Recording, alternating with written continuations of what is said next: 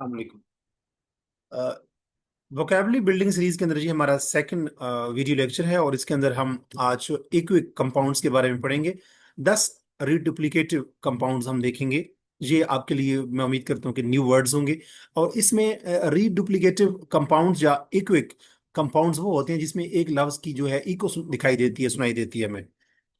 और इसमें पहला वर्ड है हग मग। इसमें आर को हमने पोलाइट कर देना है। आर की साउंड जो है वो वाज़ नहीं होनी चाहिए। आर की साउंड जो है वो लिंग्विस्ट के मुताबिक अगर हम आर की साउंड को एक्सप्रेस करते हैं, this is taken as a very negative and rude gesture.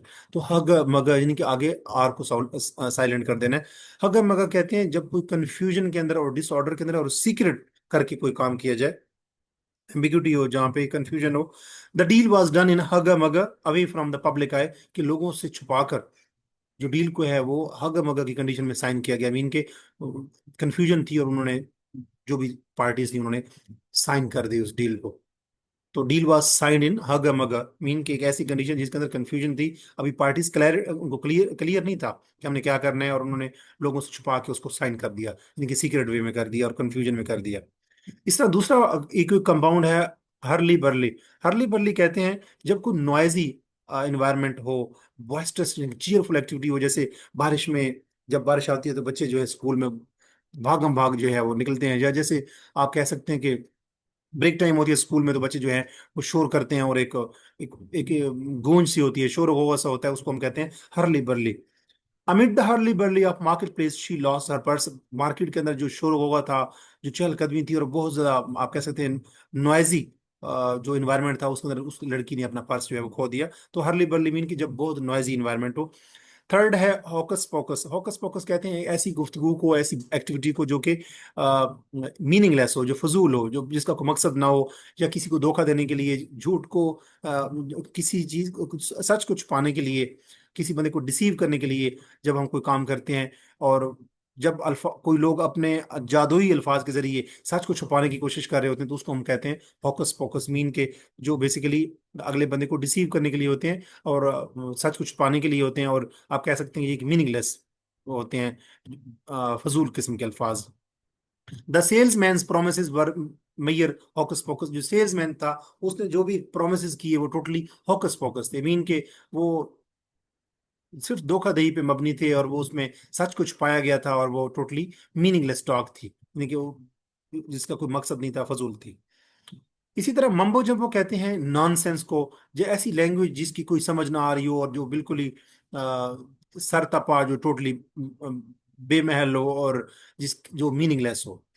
The professor filled the lecture with technical mumbo jumbo. कुछ लोग जो प्रोफेसर होते हैं वो अपना लेक्चर के अंदर इतनी लैंग्वेज जो है ऑब्सक्योर और इतनी एम्बिगुअस लैंग्वेज यूज करते हैं कि बच्चों को, स्टूडेंट्स को कोई समझ नहीं आती, तो उसको हम कहते हैं मम्बो जम्बो। मीन के टोटली नॉनसेंस, ऐसी लैंग्वेज का इस्तेमाल कर रहा होता है बाखुद प्रोफेसर कि उस बच्चों को कोई समझ नहीं आ रही होती कि ये क्या है। ऐसी ऑब्सक्योर लैंग्वेज को हम कहते हैं मम्बो जम्बो, यानी कि नॉनसेंस। इसी तरह हेल्टर स्केल्टर कहते हैं जब उजलत के अंदर, कंफ्यूजन के अंदर और अदम एहतियाती के से बच्चे जो है वो डिसऑर्डर का शिकार होते हैं। मतलब है कि जब बहुत ज्यादा कंफ्यूजन हो, डिसऑर्डर हो, और केयरलेसनेस हो, कंफ्यूजन हो, उसको हम कहते हैं हेल्टर स्केल्टर। इसका सेंटेंस देख लेते हैं, आपको ज्यादा क्लैरिटी होगी। Children ran helter skelter when rain began. कि जैसे ही बारिश शुरू हुई बच्चे जो है वो हेल्टर स्केल्टर हो गए। मीन के कंफ्यूजन में और केयरलेसनेस के साथ उन्होंने एहतियात नहीं की, एहतियात का दामन छोड़ा, और जो है वो भागम भाग जो है वो तितर बितर हो गए। इसी तरह हम हौज पौज और हौच पौच, ये बेसिकली इनका सेम मीनिंग है। हौज पौज जो है इसका मतलब होता है कि मुख्तलिफ चीज़ों का मजमुआ। अब अगर एक किताब है उसके अंदर एसेज हैं तो सिर्फ एसेज होने चाहिए। एक किताब में अगर पोइम्स हैं तो वो पोइट्री की बुक ही होनी चाहिए।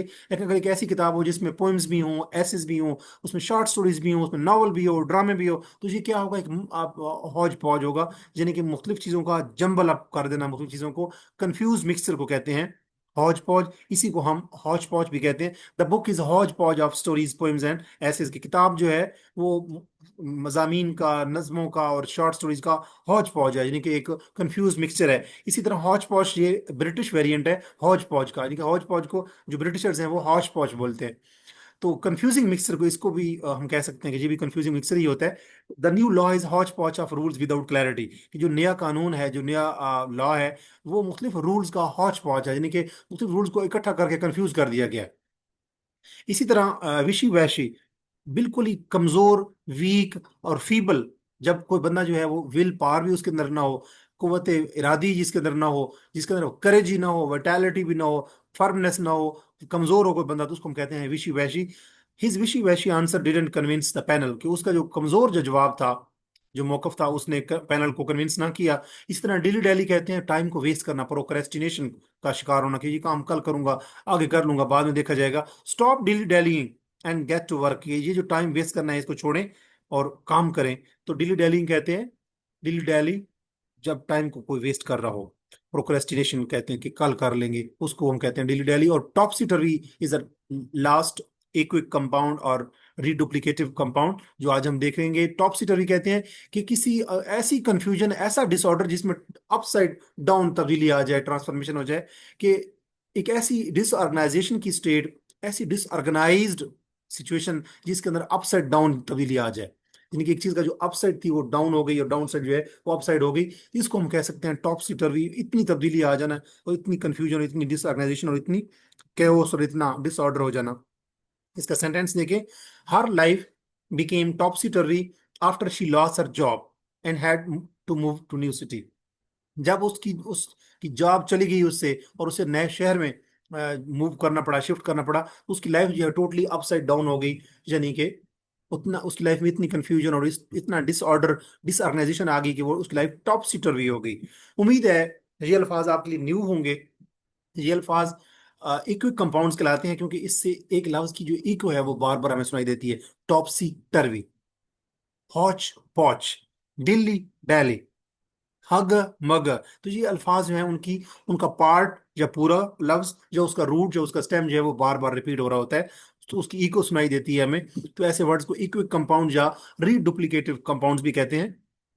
मेरी आने वाली जो वीडियोस होंगी उसके अंदर मैं आप कुछ नए अल्फाज के साथ आऊंगा, जिस जो आप जो अल्फाज आपके रिटर्न एक्सप्रेशन को और आपकी स्पीकिंग एबिलिटीज के अंदर जो है वो बेहतरी लाएंगे। मैं उम्मीद करता हूँ कि ये अल्फाज आपके लिए यूजफुल साबित होंगे।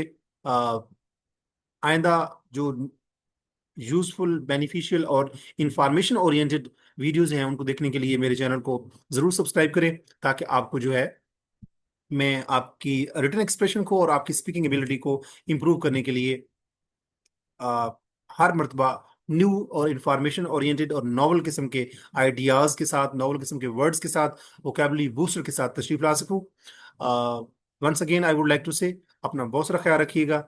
मैं उम्मीद करता हूं कि आप मेरे चैनल के साथ जुड़े रहेंगे, और मेरे साथ जुड़े रहने का मतलब होता है कि आप मेरे चैनल को जरूर सब्सक्राइब करेंगे। अल्लाह हाफिज।